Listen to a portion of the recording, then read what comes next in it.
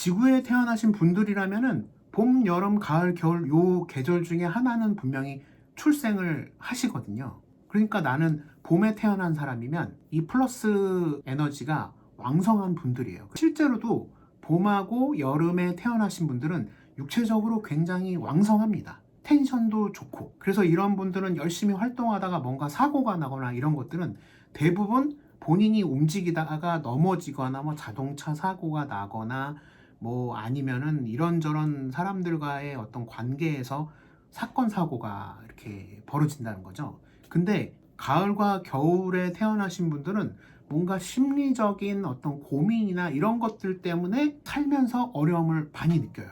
고민거리도 되게 많고. 국내 최초 별자리 예보 방송 듣다 보면 묘하게 들어가는 방송 비가 되고 쌀이 되고 구독다시 별자리 방송 참부TV 좋아요, 구독 부탁해요.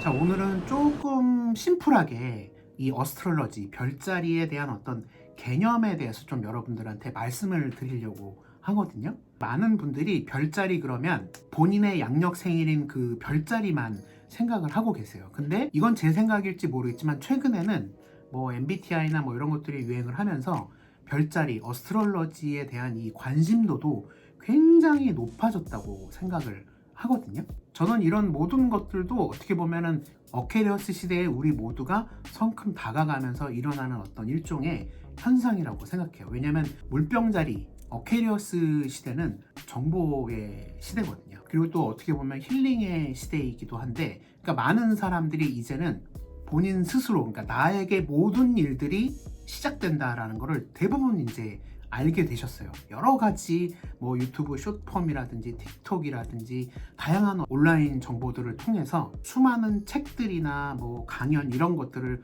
접하지 않더라도 굉장히 짧고 양질의 정보들을 받아들이면서 나다운 거, 내가 어떤 사람인지 뭐 이런 것들에 대해서 관심을 아주 많이 갖고 계시거든요. 예전에 컨텐츠에서 말씀드렸지만은 MBTI 같은 경우는 너무 사람을 재단해 놓고, 물론 애니어그램도 마찬가지고, 근데 어스트롤러지는 그런 개념이 아니에요. 우리는 살면서 모든 것들을 다 체험하게 되어 있어요. 그래서 이렇게 말씀드리면 좀 애매하니까 여러분들이 조금 이해하기 쉽게 심플하게 설명을 해드릴 텐데, 이 개념도 이해를 못하시면은 그거는 조금 문제가 있는 겁니다.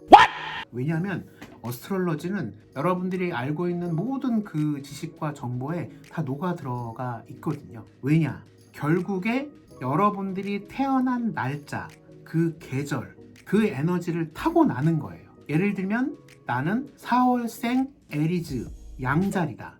그러면 양자리는 첫 번째 별자리거든요. 그 계절의 에너지를 타고나는 거예요. 별자리는 여러분들이 너무나 잘 알고 있는 봄, 여름, 가을, 겨울 요 개념만 알고 계시면 돼요. 당연히 봄은 양자리, 황소자리, 쌍둥이자리, 그 다음에 여름은 개자리, 사자자리, 처녀자리, 그 다음에 가을에 해당하는 별자리는 천칭자리, 정갈자리, 사수자리, 겨울에 해당하는 별자리는 염소자리, 물병자리, 그 다음에 물고기자리가 되겠죠. 그리고 이 사이클이 계속해서 돌고 돌아요. 근데 여러분들 잘 생각해 보세요. 우리나라의 국기 자체가 태극기잖아요. 근데 그 태극기에 그 태극을 이렇게 보시면 거기에 우주의 에너지가 그냥 그려져 있거든요. 이렇게 포물선으로. 위에는 빨간색, 밑에는 파란색. 그러니까 음과 양을 의미를 하는 건데, 이걸 계절로 다시 풀어보면 봄과 여름은 플러스 양의 에너지, 그 다음에 가을과 겨울은 마이너스 에너지, 그러니까 음의 에너지. 그러니까 봄과 여름은 남성적인 에너지, 가을과 겨울은 여성적인 에너지. 이렇게 이해를 하시면 돼요. 난 이것도 잘 이해가 안 된다. 그러면 계절을 생각해 보시면 되는 거예요. 봄과 여름은 계절의 시작이고 계절이 푸르르는 그런 계절이잖아요. 여러분들 여름 되면은 막 휴가 가서 재밌게 즐기려고 막 몸도 만들고 열심히 돈도 벌고 패션에도 신경 쓰고 막 이렇게 하시잖아요. 그래서 봄과 여름은 굉장히 활달하고 다이나믹한 그런 에너지들을 포함해요. 그리고 가을, 겨울로 넘어가면 나무에 달려있던 이파리나 혹은 뭐 곡물들, 과일들 이런 것들도 다 연글고 낙엽도 좀 떨어지기도 하고, 겨울이 되면은 그 나무에 달려있던 잎사귀들이 이렇게 쑥 다 떨어지면서 그게 그대로 썩어서 그 나무의 비료가 되잖아요. 그 에너지를 응축해서 추운 겨울을 버티는 게 24절기 중에서 하지가 여름의 정점인 사자자리고, 동지가 겨울의 정점인 물병자리고, 이런 식인 거예요. 지구에 태어나신 분들이라면은 봄, 여름, 가을, 겨울 요 계절 중에 하나는 분명히 출생을 하시거든요. 그러니까 나는 봄에 태어난 사람이면 이 플러스 에너지가 왕성한 분들이에요. 실제로도 봄하고 여름에 태어나신 분들은 육체적으로 굉장히 왕성합니다. 텐션도 좋고. 그래서 이런 분들은 열심히 활동하다가 뭔가 사고가 나거나 이런 것들은 대부분 본인이 움직이다가 넘어지거나 뭐 자동차 사고가 나거나 뭐 아니면은 이런저런 사람들과의 어떤 관계에서 사건 사고가 이렇게 벌어진다는 거죠. 근데 가을과 겨울에 태어나신 분들은 뭔가 심리적인 어떤 고민이나 이런 것들 때문에 살면서 어려움을 많이 느껴요. 고민거리도 되게 많고, 가을과 겨울 태생들을 보면 뭔가 저 사람들의 깊은 생각이나 성찰이나 이런 것들을 보면 좀 부럽고, 가을과 겨울에 태어나신 분들은 봄과 여름에 태어나신 분들의 그런 어떤 활동적인 도전적인 삶, 이런 것들이 되게 부러운 거예요. 근데 여러분들이 이제 기억하셔야 될 게 뭐냐면, 인간은 동식물과 달라서 우리가 생각할 수 있는 이런 어떤 의지가 있지 않습니까? 그래서 그것 때문에 예를 들면 내가 7월생 개자리다. 그러면 인간은 7월에만 머무르지 않잖아요. 7월에 태어났지만 8월을 살고 9월을 살고 10월을 살고 계속 이렇게 로테이션으로 돕니다. 자기 기준으로. 왜냐면 내 태어났을 때의 생일은 7월이니까. 그리고 여러분들의 출생 차트는 내가 몇 날, 며칠, 몇 시에 응애하고 세상과 호흡했을 때, 그때를 화면을 쫙 캡처하듯이 출생 차트로 볼 수가 있는 거죠. 그래서 그 고유의 에너지를 가지고 계속해서 이 에너지를 돌고 돕니다. 어떻게 보면 윤회의 개념처럼 느껴지실 수도 있어요.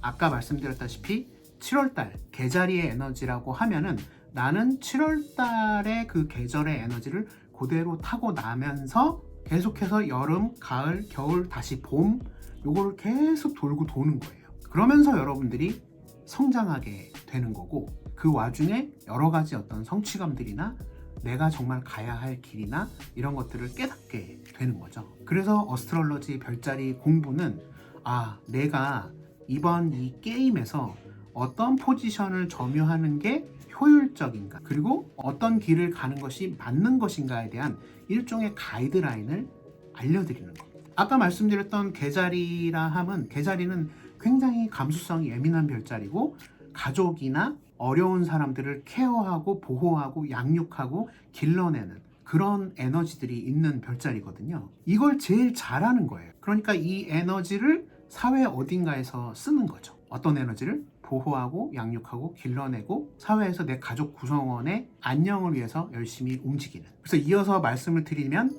결국 내 본질적인 에너지는 7월달 개자리의 에너지를 가지고 있지만, 여러분들의 출생 차트를 이렇게 열어보면 12개의 별자리를 여러분들이 전부 다 가지고 계세요. 물론 아까 말씀드렸던 개자리 같은 경우는 개자리의 에너지가 가장 활성화되어 있는 거고, 나머지 별자리의 에너지들이 비활성화되어 있는 건데, 이런 것들은 아까 말씀드렸던 내 인생을 계속해서 봄, 여름, 가을을 경험하다 보면 조금씩 그 에너지들을 채워나가게 될 수 있어요.